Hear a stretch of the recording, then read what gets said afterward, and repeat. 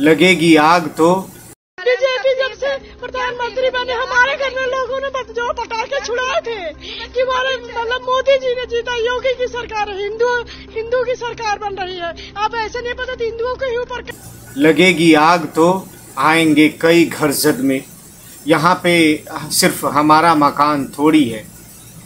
ये न्यूज़ इसलिए बताना ज़रूरी है कि लखनऊ में कुछ दिनों से वहाँ पे तरक्की का जो काम चल रहा है और अवैध जो कब्जा के नाम पर जो घरों को तोड़ा जा रहा है, बुलडोजर चला जा रहा है। इससे पहले कि 1 महीना पहले की बात है, तकरीबन 1 महीने पहले की बात है कि अकबर नगर कोई एरिया है, वहाँ पर बहुत बड़े पैमाने पर तोड़ फोड़ की गई, लोगों की बस्तियों को उजाड़ दिया गया। बहुत लोग इस वजह से खुश हुए थे कि मुस्लिम बस्तियां हैं, तो उसी पे राहत इंदौरी का वो शेर याद आता है कि लगेगी आग तो आएंगे कई घर जद में, यहाँ पे सिर्फ हमारा मकान थोड़ी है। तो उसी में एक और न्यूज़ आई है कि लोग, वहाँ की औरतें और आदमी सब लोग ये बोल रहे हैं कि हम 50 साल से घर पट्टी और नल पट्टी और रजिस्ट्री ये सब हम लोग करा के रखे हैं, फिर आखिर ये कैसे लीगल हो गया? इससे पहले कहाँ थे ये लोग? हम उसी घर पे लोन लिए थे, लोन कैसे पास हो गया कि अगर इलीगल था या ये अवैध था? इसको तोड़ा जा रहा है। इसमें कुकरेल रिवर फ्रंट के दायरे में, कुकरेल रिवर फ्रंट के दायरे में 2 किलोमीटर के जो 1000 मकानों को, अब बताइए 1000 मकानों को तोड़ा जा रहा है। इसमें सरकार से नाराज़गी साफ जाहिर हो रही है। लोग वहाँ के कह रहे हैं कि हम तो बीजेपी के जीतने पे हमने जश्न मनाया था, पटाखे फोड़े थे, और बीजेपी ही हमारे घरों को तोड़ रही है। हम इस उम्र में अब कहाँ से घर बनाएंगे इतनी महंगाई में? बहुत से लोग वहाँ नाराज़ बताए जा रहे हैं, अपने अपने कागज़ों को लोग दिखा रहे हैं और बड़ी संख्या में नाराज़ बताए जा रहे हैं।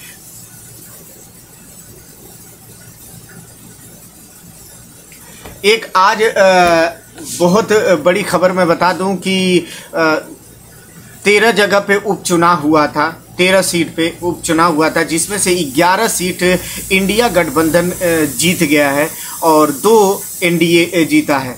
तो उसमें लोग कह रहे हैं कि लगता है कि श्री राम नाराज़ हुए तो अयोध्या से इनको हरा दिए और हार गए वो लोग। अब लगता है कि बद्रीनाथ से जब हारे हैं तो ऐसा लगता है कि भगवान पूरी तरीके से बीजेपी से नाराज़ हैं, क्योंकि ये लोग नफ़रत की दुकान चलाते हैं, नफ़रत फैलाते हैं, लोगों के दरमियान नफ़रत डालते हैं। लोग भी अब लगता है कि समझ चुके हैं कि भैया ये हमारे खाने पीने की बात नहीं कर रहे, हमारे तरक्की की बात नहीं कर रहे हैं, ये सिर्फ नफ़रत की बात करते हैं, हिंदू मुस्लिम की बात करते हैं। ऐसा लोग इल्ज़ाम लगा रहे हैं और लोग समझ रहे हैं कि ज़रूरत क्या है, क्या लोगों को स्कूल कॉलेज और हॉस्पिटल की ज़रूरत है। जबकि कोरोना के टाइम पे देखा गया था कि किसके घर में क्या था, पैसा हो करके भी लोग मर रहे थे, कितनी बड़ी तादाद में मरे। लेकिन आज भी कुछ लोग ये नहीं सोचने के लिए तैयार हैं कि हमें स्कूल और कॉलेज की ज़रूरत है, ना कि मंदिर मस्जिद के रक्षा करने के लिए। जबकि वो तो एक इबादत का ज़रिया है, जिसको जहाँ पर है वहाँ पर अपनी इबादत कर ले। ज़बरदस्ती उनके में लगा है, ये नेताओं की वजह से ऐसा हो रहा है। पब्लिक बहुत ज़्यादा यूपी सरकार से, इसी में एक विधायक ने भी जो सेंट्रल की हुकूमत है नरेंद्र मोदी और जो उनकी मेन कम्युनिटी नरेंद्र मोदी से गुहार लगाया है कि यूपी में कुछ ऐसा किया जाए, कुछ बदलाव किया जाए, जिसकी वजह से आगे जो इलेक्शन आने वाला है उस इलेक्शन में बीजेपी यहाँ पर अच्छे काम करे। यहाँ के कार्यकर्ता भी चाहते हैं कुछ बदलाव हो, वरना यहाँ पे अगला इलेक्शन जीत नहीं सकती है बीजेपी। ऐसा बीजेपी के विधायक ने खुद इल्ज़ाम लगाया है अपनी ही पार्टी के खिलाफ। अब अंदरूनी, सही बात है कि अंदरूनी बीजेपी में बहुत घमासान चल रहा है। कुछ क्या शायराइयाँ लगाई जा रही हैं कि बीजेपी में सेंट्रल से भी नाराज़गी है। कुछ बताया जा रहा है कि योगी के जो कुछ लोग हैं उनमें भी फूट पड़ी हुई है। अब देख अंदर की बात है, कुछ कहा नहीं जा सकता कि हो क्या रहा है। बरकरार किया गया कि इमरजेंसी जो लगा था, इंदिरा गांधी ने जो इमरजेंसी लगा था, ये डिक्टेटरशिप के एतबार से था, गलत था, क्या था, सही था। हालांकि इसमें बात नहीं करना चाहिए था कि जो चीज़ हो चुका। अभी हमें क्या करना है? अभी ये जो गुजरात की एक बात बता दूं कि गुजरात में तकरीबन कुछ नौकरी खाली थी।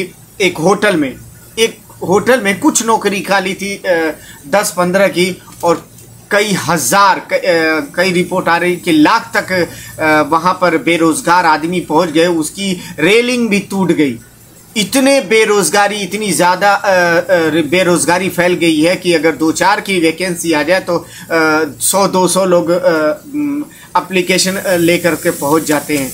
लेकिन उसकी बात नहीं होगी। बात होगी तो बताइए कि इमरजेंसी की अब बात करने की क्या ज़रूरत है। इसी में संजय रावत ने कहा कि बाला साहब ठाकरे ने भी स्वागत किया था कि ये इमरजेंसी सही है, और आरएसएस भी इस मामले में सही ठहराया था। उस वक्त सही ठहराया था कि हाँ, ये जो इमरजेंसी लगी है ये सही है।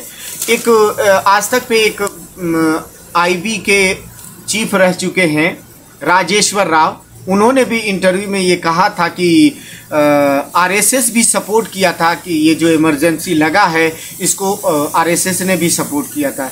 फिर आखिर नरेंद्र मोदी या उनकी जो कैबिनेट है इस इमरजेंसी को किस एतबार से, किस नज़रिए से ऐसा करे, जबकि अभी काम करने की ज़रूरत है कि स्टूडेंट्स का जो बाहर जाने के बजाय अगर मुल्क में ही स्टूडेंट अगर पढ़ते हैं, चाहे एमबीबीएस से कोई भी शिक्षा हो, डॉक्टरी हो, इंजीनियरिंग हो, आखिर दूसरे मुल्क जाने से बेहतर है कि यहीं पे पैदा किया जाए, बनाया जाए। लेकिन नफरत की राजनीति से ऊपर उठे तब ना, ऐसा लोग इल्ज़ाम लगा रहे हैं।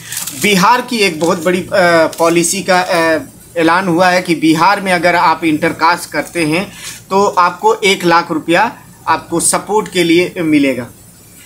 और जीतन राम मांझी का आज एक बयान आया है कि आप ज़बरदस्ती विशेष राज के दर्जे की मांग न करें, क्योंकि नीति आयोग ने साफ कह दिया है कि बिहार को विशेष राज्य का दर्जा नहीं मिलेगा। एकदम साफ हो गया, चाहे बीजेपी के साथ रहो चाहे ना रहो, ये क्या नहीं होगा। हालांकि उन्होंने ये भी कहा है कि नरेंद्र मोदी ने आश्वासन दिया है कि सेंट्रल से जो भी ज़रूरत होगी, चाहे मेडिकल हो चाहे बिजनेस के एतबार से जो भी ज़रूरत होगी, सेंट्रल उसको पूरा करेगा, मोदी सरकार उसको पूरा करेगा। ऐसा जीतन राम मांझी ने बयान दिया है इंटरव्यू में। आज एक राहुल गांधी का बड़प्पन देखने को मिला है जो सोशल मीडिया में बहुत ज़्यादा चला है। जब राहुल गांधी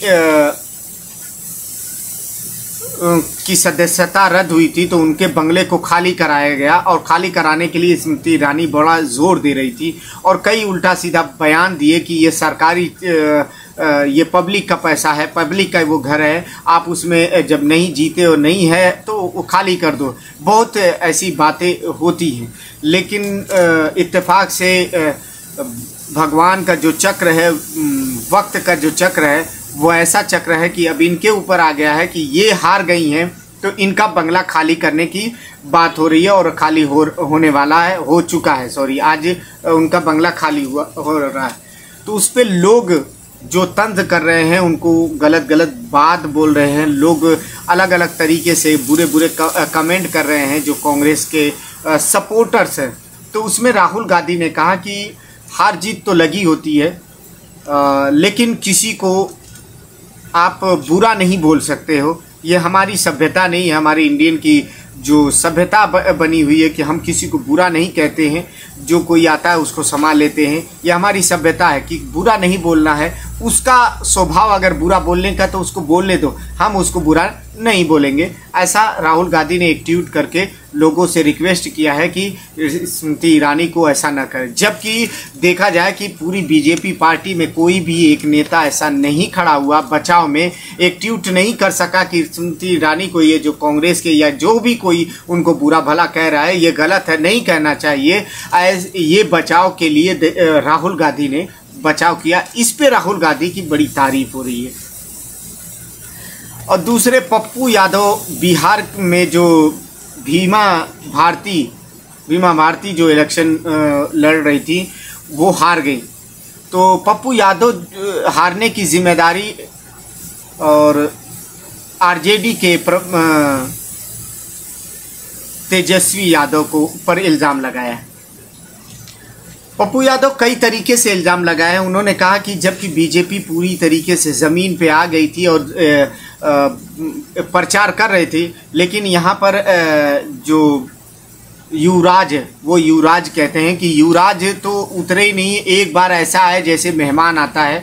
उन्होंने खुले तौर पर आरजेडी के तेजस्वी यादव पर इल्ज़ाम लगाया है कि वो भरपूर तरीके से बीमा भारती के साथ नहीं थे, जबकि ये पप्पू यादव खुद कहते हैं कि मैंने तो माफ़ी मांग करके और मैं बीमा भारती के साथ फुल सपोर्ट में था, लेकिन फिर भी वो हार जाती हैं। इसके ज़िम्मेदार तेजस्वी यादव हैं। आपको ये खबर कैसी लगी कमेंट करके ज़रूर बताइए। आपको कुछ अगर जानकारी ऐसी लगी कि हाँ मैं जानकारी दे रहा हूँ अच्छी, तो मेरे चैनल को सब्सक्राइब करो और ज़्यादा से ज़्यादा व्हाट्सएप पे शेयर करो, फेसबुक पे शेयर करो, इंस्टाग्राम पे शेयर करो। Thank you. जय हिंद।